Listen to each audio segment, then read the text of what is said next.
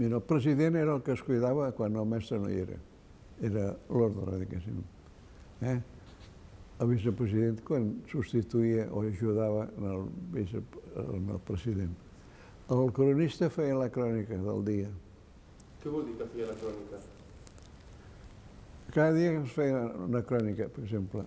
Hi havia un cronista que se'n cuidava i feia la seva crònica. Deia, avui que no passa res, avui ha passat això, ha passat allò, avui hem vingut les orenetes.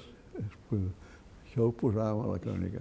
Hem vist les primeres orenetes. Avui ha plogut molt, o ha fet xafa, que el servei meteorològic ha vist això, ha vist allò. Perquè el servei meteorològic, després del cronista, els altres eren càrrecs també tècnics, com si diu. El del... com si diu que...